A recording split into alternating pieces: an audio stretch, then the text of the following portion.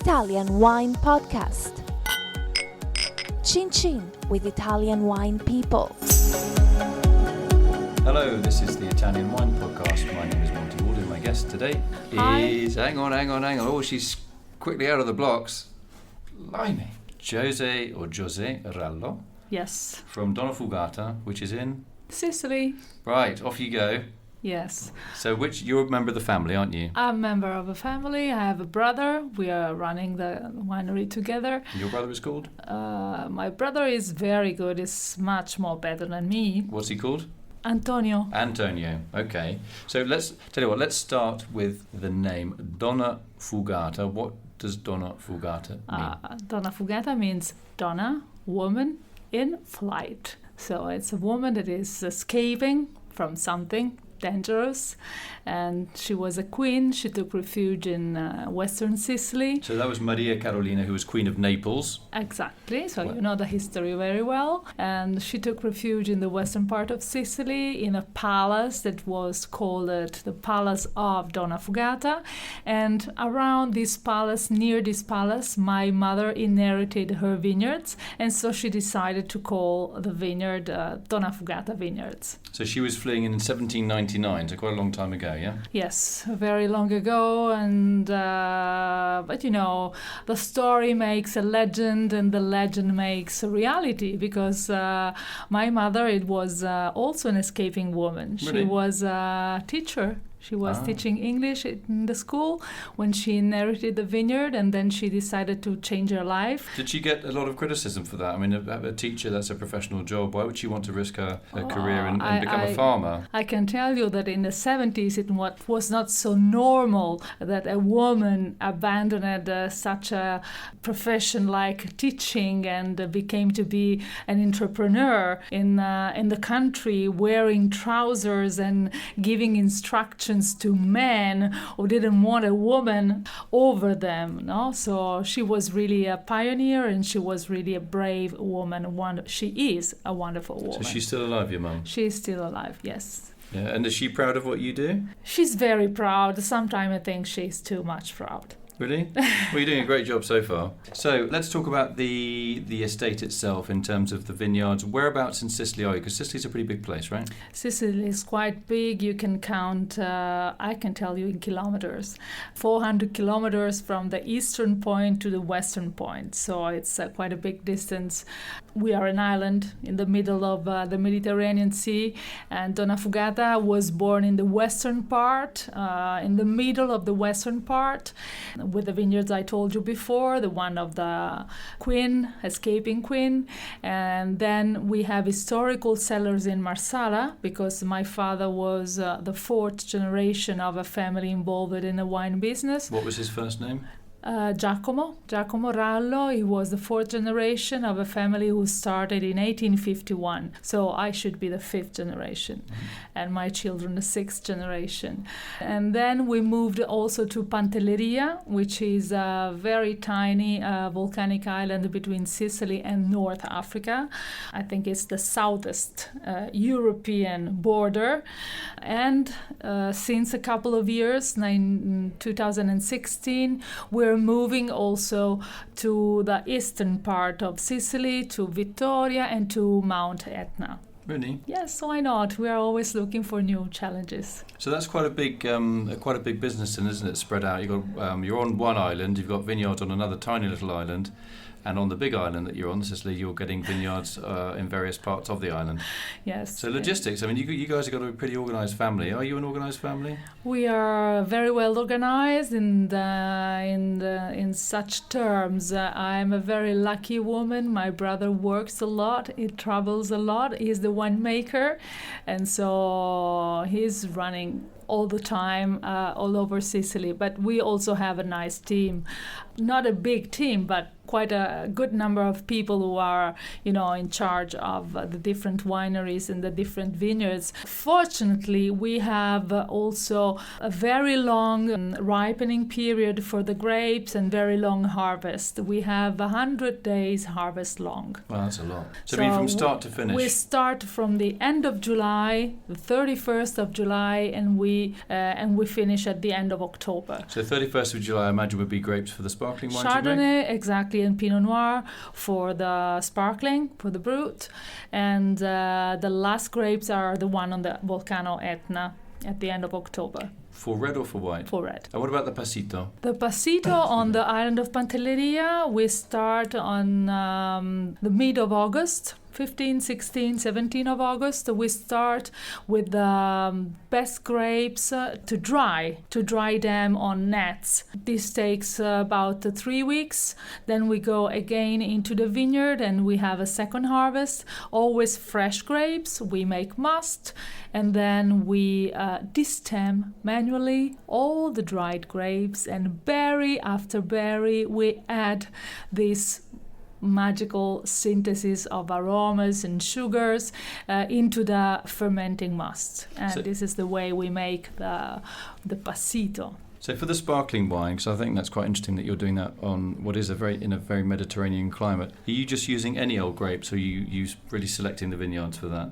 No, we are selecting the grapes, but most of all and first of all, we have selected the vineyards. So we have chosen vineyards up on 500 to 600 meters on the level of the sea, which is very important for windy conditions and big excursion of temperature between night and day, and so ripening conditions are perfect for grapes to make sparkling wine with very good acidity, very nice crispiness. So the white wines, you have a single, is it a single vineyard called Vigna di Gabri? Yes, it's a cru. Right. It's a cru. So where's that then? It is in the middle of the western Sicily. The area is called Contessa Entellina. It's a great name, isn't it? It's a great name. Is it a countess? It's not a countess. Okay. Let's pretend it was. It's a name coming from the Romans. Right. Because there was an ancient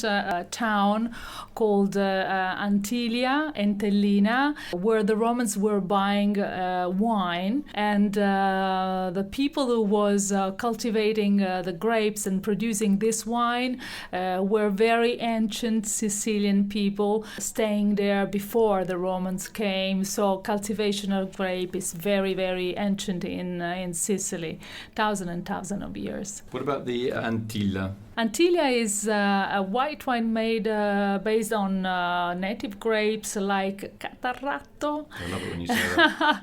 And Ansonica and Grecanico, and also a little international grape variety. It's one of our flagship is the wine mostly spread all over the world. So people who know Donna Fugata very often know Anthilia. So that's one of your biggest sellers, isn't it? Yes, it's our big seller. What's a good food match for that? I mean, I'm talking Sicilian food, not international food. Well, what are you guys drinking with at home? We like very much with raw fish, shrimps or white fish, just raw, like fillet. It's fantastic. Also with fried fish, we like very much. Do you put, when you're frying the fish, is it kind of a salty fry or is it a non-salty fry? No, it's salty. Right, okay. Salty, yes. Okay, that kind of kicks off some of those. And we fry always with olive oil. Right. Everybody at home, remember that. That's very important.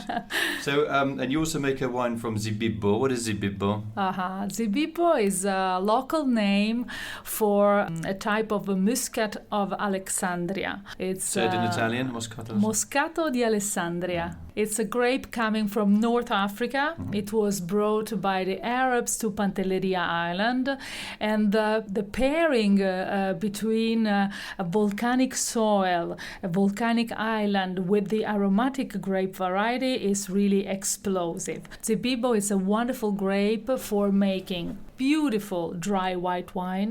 Our dry Zibibbo is called the Lighea, slightly sweet Moscato, and also raisin wine like the Berrier, which is the real Passito. So the Lighea is a dry one, isn't it? It's a dry wine. So it's a very versatile type of grape. So food matching for that? Crustaceous, of course, and anchovies, fresh cheese, olives. It's something fantastic. with a little bit of that sort of impression of sweetness that the Muscat was. Exactly. But it's not sweet. And exactly. then You said the right words, because you have this flower, this orange blossom in your nose. You think it's a sweet wine, but it's not. Okay, let's get on to the reds. You have I don't know who names your wines, but you should keep them, or her. You have 1001 Nights, Mille Una Notte. 1001 Nights is our top red wine. Right, go on. And Spill the beans. 1001 Night, it's a wine that tells a lot of stories, a lot of fairy tales, like the work of art of the Oriental literature.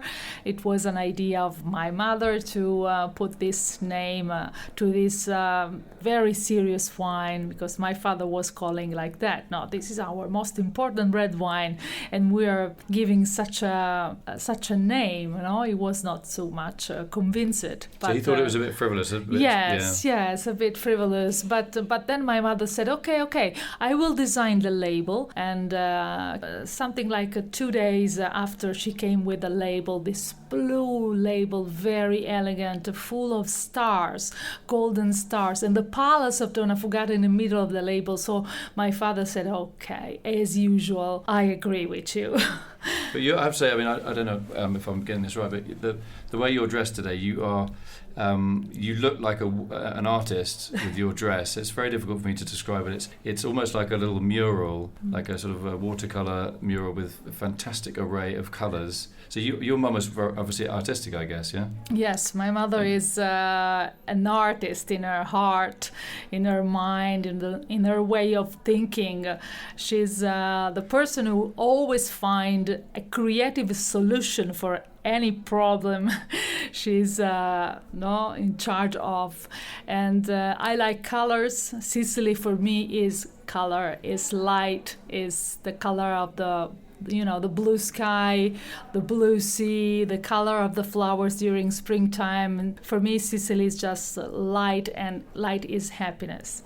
Right, that's a nice little line. And I believe you. I mean, I guess your dad was like Mr. Organised, and your mum was like the artist, yeah. And you get the best of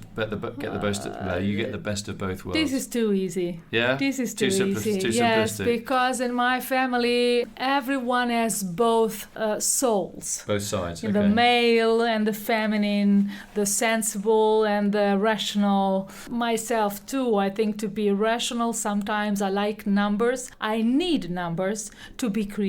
Interesting. I'm in charge of management control, budget, forecast, but I'm in charge also of marketing and communication.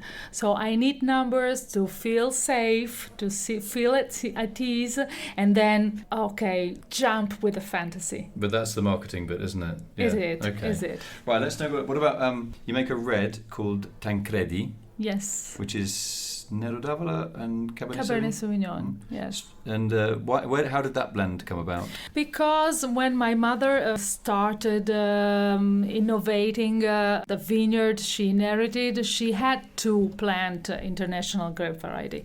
We are speaking about the 80s, and Sicily had not colonial research. It was very risky to plant some new Nero d'Avola vineyard or other native grapes. So she decided to cut certain risk and plant international varieties. It was a good idea anyway, because producing a very good Chardonnay with a Mediterranean character, or a very good Cabernet Sauvignon with a own personality, it was like demonstrating that Sicily our terroir it's able to compare to the international winemaking world, no? So it was a good idea to introduce Sicily through this kind of wines. We had a blend of Anzonica with Chardonnay and a blend of Nero d'Avola and Cabernet Sauvignon, and these were like, the testimonial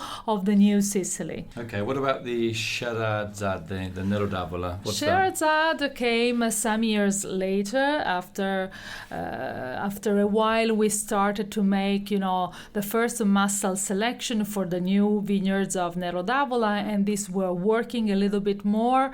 And so what did you look for when you did the clonal selection? Were you looking for big berries, small berries? We are making vineyards and we make micro-vinifications. So we taste the different clones.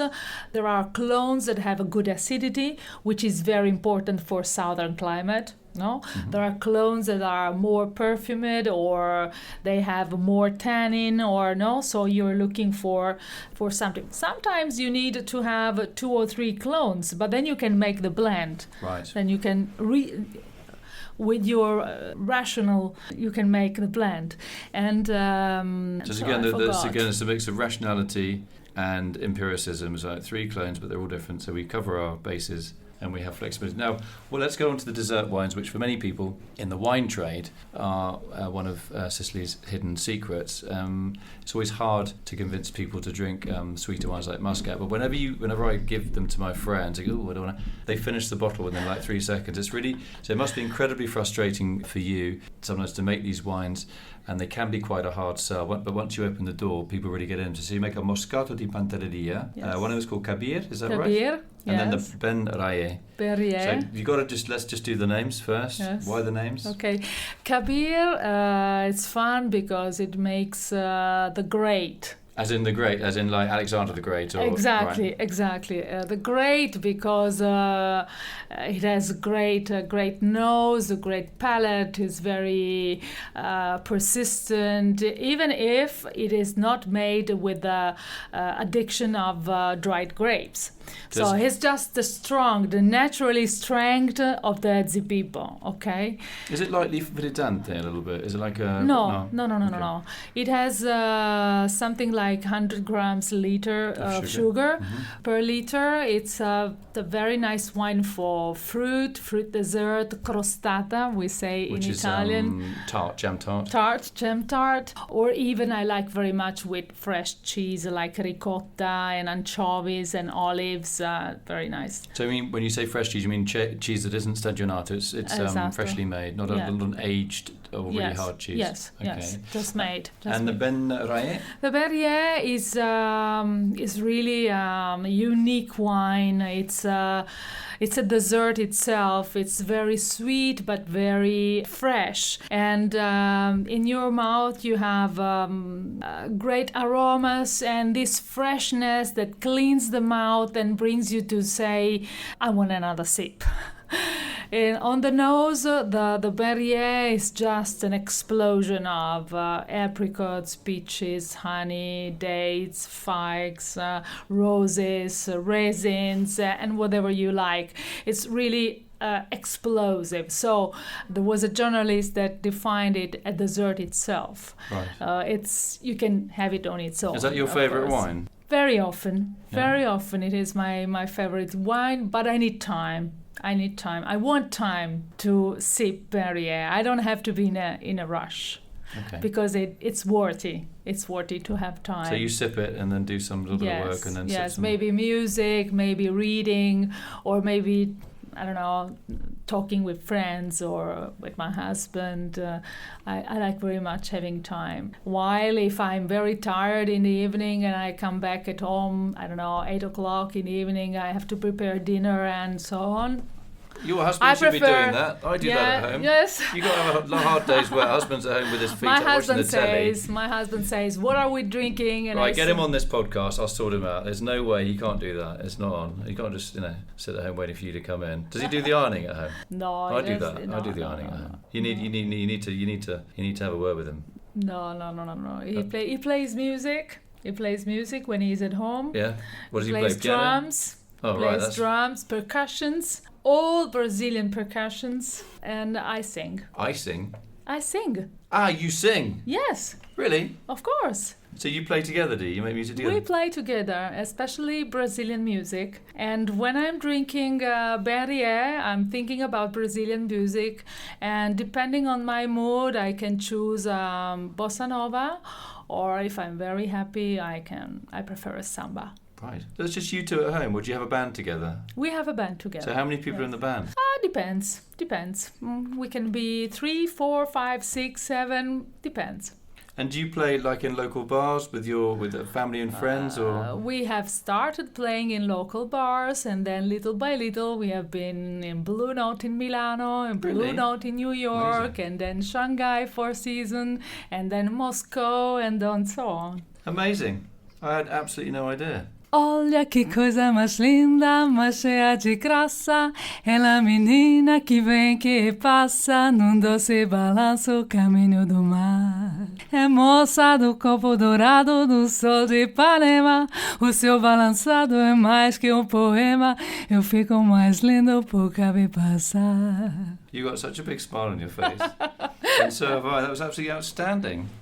Oh, I need to change It's careers. fun. You know, I'm just not cool enough to be like a DJ. It's fun. I like to present my wine singing. Really? Yes, from the stage. People has a glass in their hand, and I will present the rhythm of the music and the rhythm of the wine, because wine is rhythm, wine is energy. Super. I honestly never would have. I didn't know about this. Honestly, I had no idea.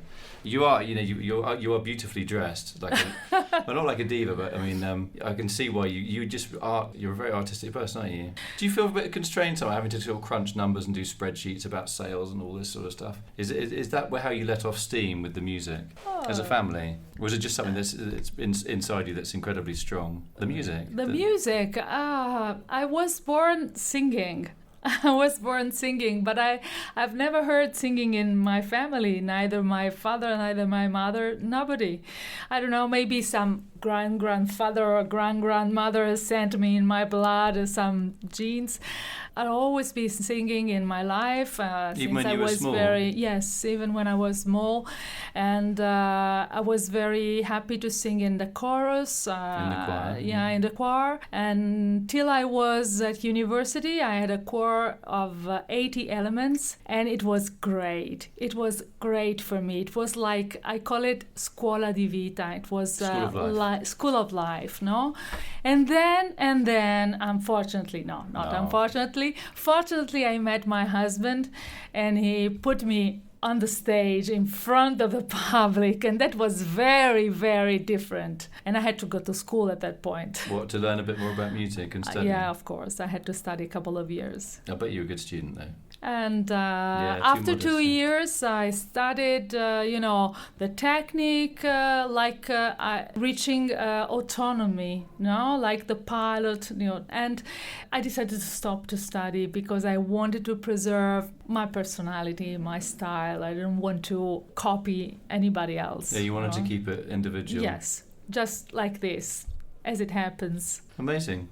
You got such an energy about you. Really, you do. I mean, it just I had no idea that you were singing, but just how you're dressed. I can't describe it particularly well, but you sort of radiate. You have one of those faces that radiates. You really do. And then the singing, fantastic. Just the names as well for your wine. I think there's obviously a very creative family. So many wines have really boring old names.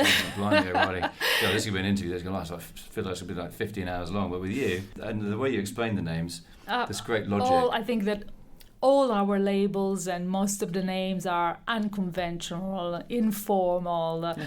We don't like, squares or being stuck in a box, yeah. Too geometric things. Also, your name, is José, yeah?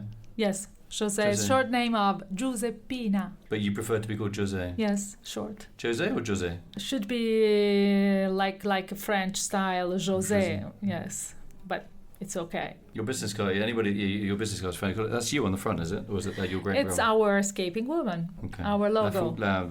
The Donna who escaped the Fugata. I just want to say thanks to my guest today, José Rallo. Yes. From Donna Fugata in Sicily. A lady of many talents. Mum. Thank you. Chef, singer, economist, promoter, public speaker, Yeah.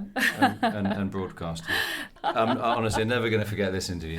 No, honestly, I'm not. You know, it's absolutely cracking. You know, you got such a personality. You know, I just pale in comparison to the. You know, you were like a vedette, a star. You know. Yeah. Thank you for being with us. Yeah. Thank you for coming. Thank you very much. Follow Italian Wine Podcast on Facebook and Instagram.